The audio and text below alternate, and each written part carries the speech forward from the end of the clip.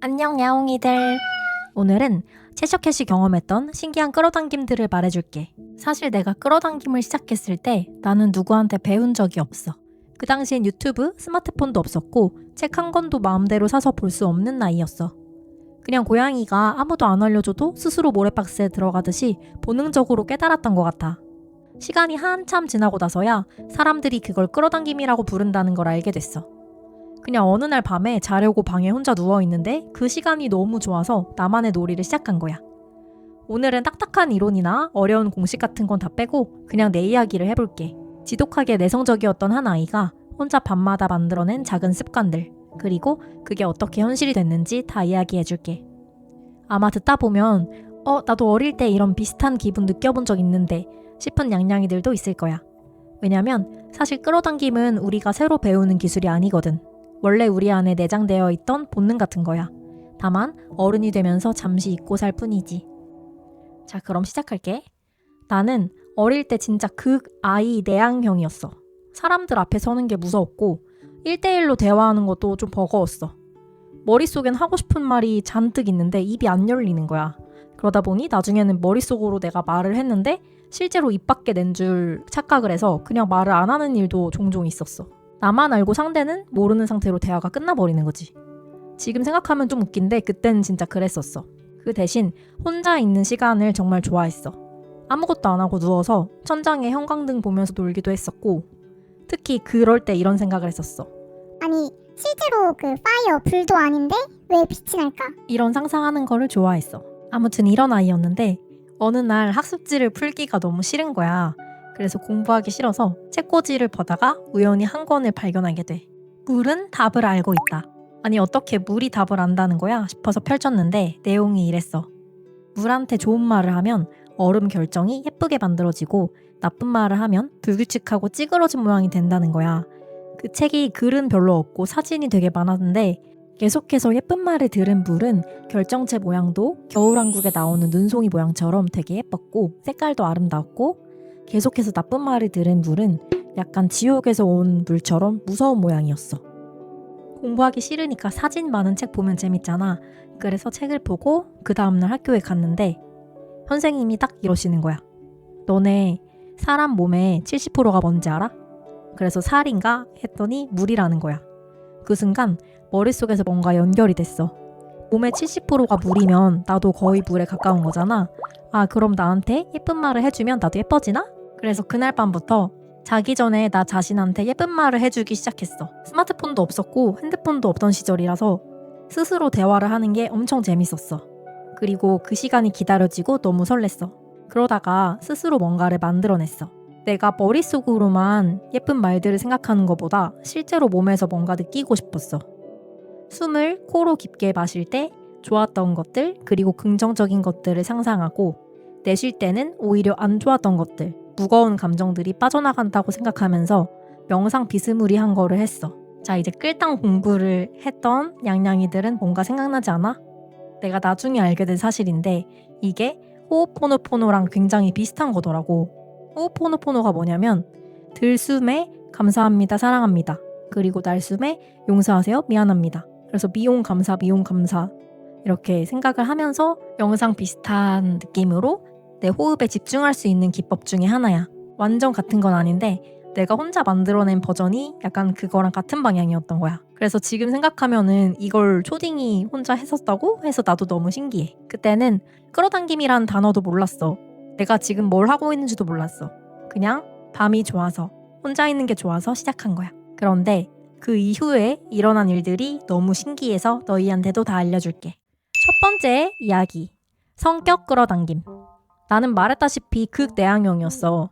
동네에서 그냥 자연스럽게 알게 된 친구나 같은 공부방 친구가 아니면 먼저 학교에서 친구를 만들려고 한 적이 없었어. 그냥 조용히 있는 게 더 편했거든. 근데 그 해에 내가 죽을 뻔한 경험을 3번이나 해. 그것도 전부 같은 해에 일어난 일이야. 첫 번째는 치과였어. 이를 2개 뽑을 일이 있었는데 치과 의사가 이를 하나 뽑고, 원래 보통 옆에 테이블 같은 곳에 두잖아. 근데 이를 하나 뽑았는데 옆에 두질 않고 내 혓바닥 위에 올려놓은 거야.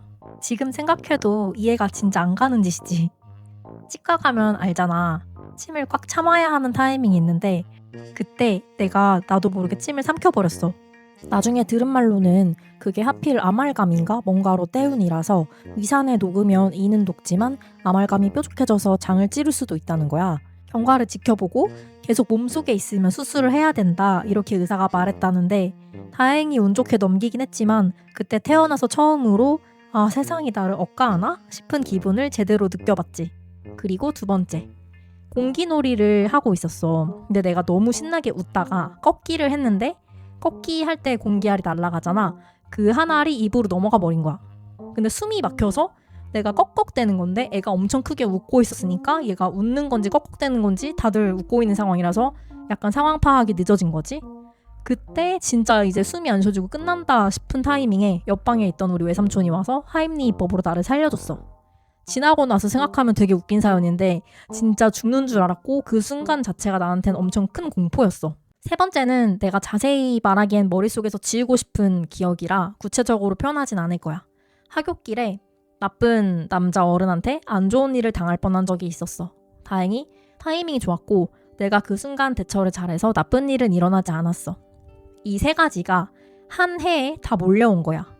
그걸 다 겪고 나니까 어렸던 나는 진심으로 믿게 됐어. 내 곁에는 나를 지켜주는 수호천사나 요정 같은 존재가 있다고. 그리고 그 믿음이 커지니까 감사한 마음도 함께 같이 커졌어.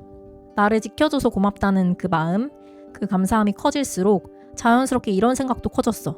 나는 지켜줘서 살아있는 건데 어떤 일이 생겼을 때 가만히 있는 게 아니라 내 의사를 좀 표현할 줄 아는 사람이 되고 싶다고.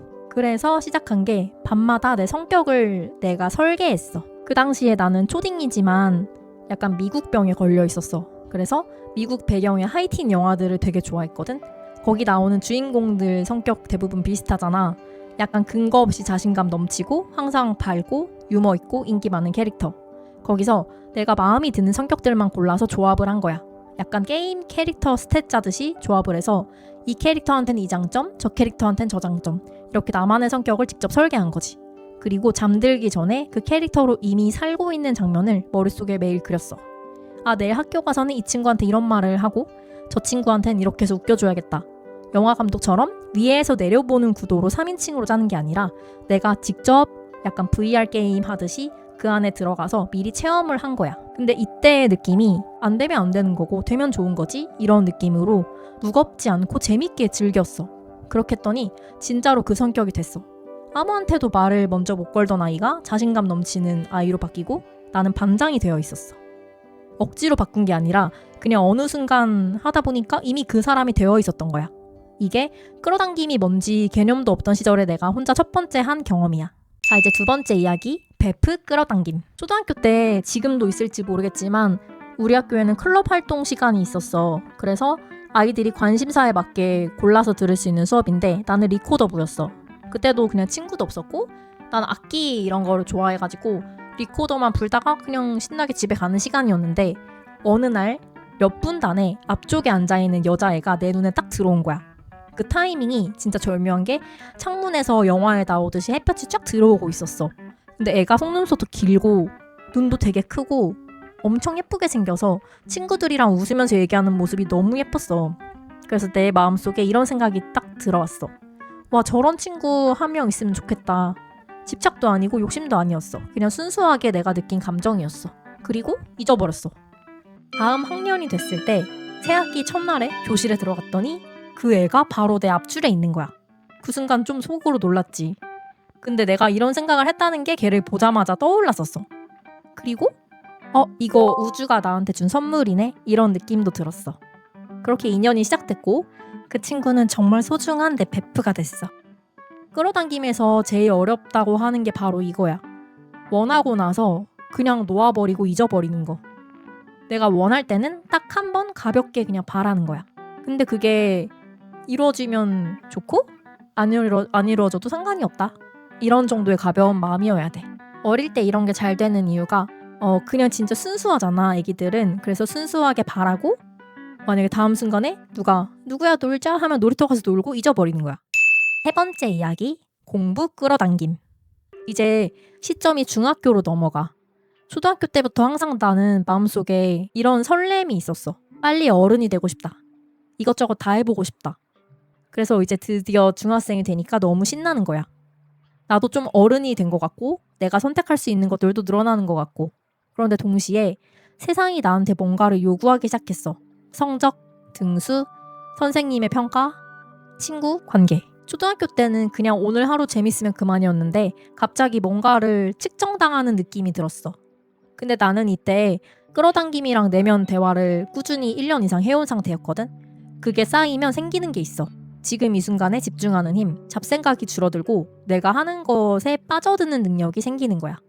그냥 하루를 흘려보내는 게 아니라 내가 지금 뭘 느끼는지, 뭘 하고 있는지 선명하게 아는 상태랄까? 그러다 보니까 공부가 재미있어졌어. 솔직히 중학교 수준이면은 고등학교만큼 어려운 건 많이 없잖아. 조금만 집중하면 이해도 되고 내가 어느 정도 열심히 하면 성적도 오르는 수준이잖아. 그래서 뭔가를 이해하는 그 순간에 짜릿함을 즐기기 시작했어. 스트레스가 아니라 게임처럼 된 거지. 그런데 어느 날 시험 공부를 하다가 진짜 가볍게 이런 생각을 했어. 아, 이러다가 나 전교 1등 하는 거 아니야? 이렇게 재밌는데 내가 안 하면 누가 하지? 이런 생각이 갑자기 마음에서 툭 튀어나왔어. 진짜로 1등을 해야 한다는 혹은 하고 싶다는 절박함도 아니었고 안 해도 상관도 없었어. 나는 원래 전교 1등도 아니었고 성적도 그냥 중위권이었으니까. 그리고 그날 밤에 잠들기 전에 가족들이 내 성적표를 보고 기뻐하는 장면을 상상했어. 자, 이제 시험을 마치고 성적표를 한 명씩 나눠주는데 그날따라 담임 선생님 표정이 뭔가 알게 모르게 의미심장한 거야. 내 차례가 됐는데 갑자기 나 일어나래. 그리고 나는 반 애들 전체한테 엄청 큰 박수를 받았어. 결과는 진짜 전교 1등이었어. 근데 내가 정말 전율이 돋았던 건 1등이라는 타이틀 때문이 아니라 내가 상상했던 그 장면을 내 손으로 직접 현실에 박제했다는 그 사실이 진짜 미칠 듯이 기뻤어. 이 사건으로 나는 완전히 믿게 됐어. 눈에 보이지 않는 뭔가가 진짜로 작동한다는 걸. 근거 없이 자신감만 가득했던 그 순간이 실제로 현실의 구멍을 뚫어버린 그런 느낌이었어. 근데 여기서 끝이 아니야. 전교 1등을 하고 나서 예상 못한 일들이 많이 생겼어. 갑자기 주목을 받기 시작한 거야. 하굣길에 모르는 아이가 내 이름을 부르면서 다가와서 같이 집 가자고 한 적도 있었고 복도를 걸어가면 다른 반 아이들이 전교 1등이다 하면서 먼저 인사를 해주고 말을 걸었어. 선생님들이 나를 보는 눈도 달라졌어. 처음엔 이게 그냥 좋았는데 시간이 지날수록 약간의 문제가 생겼어. 주변에서 이제 나한테 너무 큰 기대를 하기 시작한 거야. 다음에도 당연히 잘해야 한다는 그런 분위기. 근데 그 순간부터 나는 공부가 재밌지 않아졌어. 내가 즐거워서 한 게 아니라 기대를 채워야 한다는 느낌으로 바뀌니까 느낌이 완전 달라진 거야. 이게 굉장히 중요한 포인트야. 너희 혹시 이 표 본 적 있어? 데이비드 호킨스 박사가 만든 의식의 지도라는 표야. 우리가 느끼는 감정에도 고유한 주파수가 있다는 걸 수치로 정리한 건데 나중에 내가 겪은 일들이 왜 일어났는지 이 표를 보니까 단번에 이해가 되더라고. 표를 보면 가운데쯤에 300점 이상인 용기가 보이지? 여기가 진짜 중요해. 200점 미만인 두려움, 슬픔, 수치심은 에너지를 뺏어가는 부정적 주파수 구역이야. 내가 남들의 기대에 눌려서 불안해할 때 내 마음은 딱 저기 100점대인 두려움 근처에 머물러 있었던 거지. 에너지가 무거우니까 당연히 끌어당김도 멈출 수밖에 없었어. 하지만 내가 전교 1등 안 하면 이상한 거 아니야? 라고 근거 없는 자신감을 가졌을 때는 내 주파수가 최소 200점인 용기를 넘어서 위쪽에 사랑구역까지 올라가 있었던 거야. 특히 저 용기라는 지점은 내 인생의 주도권을 남이 아닌 나에게 가져오는 첫 번째 문이야. 그래서 한번 해보자. 내 마음은 내가 정할 수 있어. 라고 마음먹는 순간 우리는 저 무거운 밑바닥에서 탈출해서 기적의 주파수로 올라갈 티켓을 얻게 되는 거야. 내가 밤마다 했던 그 상상놀이들은 사실 내 주파수를 억지로 높이려 애쓴 게 아니라 자연스럽게 저 높은 사랑과 기쁨 칸으로 나를 데려다 놓는 과정이었어. 마음이 가벼워지니 주파수가 올라갔고 주파수가 올라가서 세상이라는 거울이 내가 원하는 장면을 비춰주기 시작한 거였어. 자, 이제 감정의 바늘이 사랑에서 두려움 쪽으로 내려가게 되었을 때 내 현실에서 어떤 일이 일어나는지 말해줄게. 네 번째 이야기, 인간관계 끌어당김. 주파수 바늘이 부정적 구간으로 내려가니까 내 현실엔 갑자기 나를 싫어하는 무리가 생겼어. 내가 뭘 한 것도 아니고 갑자기 유명해지니까 이유 없이 나를 못마땅하게 보는 애들이 생긴 거야. 3명이 몰려다니면서 항상 나를 째려보고 내가 하지 않은 말도 지어내서 다른 친구한테 전하고 교실에서 내가 지나가면 뒤에서 수군거리는 거야. 나는 그때 진짜 억울했어. 내가 잘못한 게 있으면 사과라도 하고 싶은데 그냥 이유가 없는 거였어. 나는 내 친구들한테 말하면 괜히 일이 커질 것 같아서 혼자서 이거를 해결하고 싶었어. 그러다가 결론을 낸 게 그 무리한테 에너지를 더 이상 쏟지 않기로 했어. 바깥 세상에 집중할 게 아니라 내 내면을 들여다보기로 결정했어. 내 눈앞에 지금 벌어지는 현실이 문제가 아니고 내 마음에 싹튼 불안이랑 두려움 같은 감정이 결국 무거운 감정이 돼서 내 현실에 그런 비슷한 무거운 일들을 배달해서 나타난 거구나 라고 생각하고 또 한 가지를 또 해보기로 했어. 인간관계도 끌어당김으로 바꿀 수 있을까? 잠들기 전에 그 몽롱한 상태로 들어가서 3명의 얼굴을 한 명씩 떠올렸어. 그 애들이 나한테 웃으면서 따뜻하게 말을 거는 장면. 내가 직접 눈을 보는 1인칭 시점이야. 그 애들의 표정, 눈빛, 말투까지 구체적으로 상상했어. 그리고 그 상상 속에서 느껴지는 감정에 집중을 했어. 걔네가 나를 사랑하는 느낌, 나도 걔네를 따뜻하게 느끼는 그 감정. 억지로 만들어내려 한 게 아닌데 저절로 느껴졌어. 이게 현실인지 꿈인지 모르는 몽롱한 상태. 그 느낌일 때 시각화를 하는 게 포인트야. 그냥 되면 좋고 안 돼도 괜찮아. 나를 싫어해? 상관없어. 나는 잘 살 거야. 이런 마음이었어. 그렇게 중요한 사항도 아니었고 나는 내 끌어당김이 되는지 실험한다. 이런 마인드로 매달리거나 필사적인 상태가 아니라 게임하듯이 임했던 것 같아. 그렇게 일주일 정도 했을 때야. 내가 상상 속에서 그 애들한테 한 명마다 정해놓은 대사가 있었거든. 특정 말을 걔네가 나한테 하는 장면을 반복했었어. 근데 그 3명 중에 2명이 실제로 나한테 그 대사랑 그냥 똑같은 말로 다가왔어. 미안했다고, 이유 없이 그렇게 대했던 것 같다고. 진짜 내 끌어당김 역사상 제일 소름이었던 날이었어. 이후 내가 회장 선거에 나갔는데 그 친구들이 다른 친구들한테 나 누구누구 뽑을 건데 너네도 얘네 뽑자 이래가지고 나를 도와줬었어. 그래, 요즘 특정인 끌어당김이나 짝사랑 아니면은 인간관계 때문에 이런 상황이 되게 궁금하다라고 말을 많이 해주시는데 이 일화로 말하고 싶은 건 이거야. 상대방을 바꾸려고 상대방한테 집중을 하는 게 아니라 내 안에서 내가 먼저 그 현실을 살면 돼. 조금 어렵지? 자, 내가 그 애들이랑 이미 사이좋게 지내는 감정을 먼저 살아내니까 실제로 그렇게 된 거야. 너희도 상상할 때 꼭 1인칭으로 해봐. 그리고 진짜 꿀팁은 드라마 감독이 된 것처럼 너가 듣고 싶은 대사를 말하는 장면을 계속 시뮬레이션 하는 거야. 그 대사가 상대방의 목소리로 현실에서 들리는 순간 게임 끝. 자, 오늘 이렇게 내 경험을 말해봤는데 오늘 내가 왜 굳이 아주 오래된 내 어린 시절 이야기들을 늘어놓았을까? 사실 끌어당김에서 가장 중요한 건 어린아이의 상태가 되는 거거든. 내면아이라는 말 다들 들어봤지? 세월이 흐르고 현실에 치이면서 겉모습은 달고 다른 어른이 되었을지 몰라도 우리 안에는 여전히 순수하게 상상하고 믿을 줄 아는 어린아이가 그대로 살고 있어. 어른들은 무언가를 바랄 때 이게 진짜 될까? 안 되면 어쩌지? 하고 계산부터 하잖아. 근데 아이들은 달라. 그냥 그 장면이 좋으면 웃고 이미 가진 것처럼 행복해. 그 순수한 가벼움이 우주의 주파수와 가장 완벽하게 맞닿는 통로야. 그래서 한 번쯤은 복잡한 어른의 머리는 잠시 꺼두고 너의 안에 그 아이를 꺼내봤으면 좋겠어. 일상을 조금 더 가볍고 천진난만하게 대해보는 거야. 만약 지금 나는 아무리 해도 마음이 무거운데요? 라고 묻고 싶은 양양이들이 있다면 걱정하지 마. 다음 영상에서는 불안이나 두려움 같은 무거운 마음들을 내려놓고 가벼운 마음으로 사랑의 주파수 안에 머무는 아주 구체적인 실천법들을 알려줄게. 어떻게 하면 그 높은 에너지를 계속 유지할 수 있는지 내 모든 노하우를 다 풀어줄 거야. 자, 이제 너희 차례야. 오늘 내 이야기를 듣고 너 안에 있던 어린아이가 아주 조금이라도 반응했다면 그 에너지가 가라앉기 전에 댓글로 소망을 이미 이루어진 상태로 선언해줘. 지금 적는 그 한 문장이 잊고 있던 내면의 아이를 깨우는 첫 번째 신호가 될 거야. 나도 확언들을 하나하나 다 읽으면서 순수한 마음이 현실이 되길 진심으로 응원할게. 지금까지 상상을 현실로 만드는 고양이 채셔캣이었어.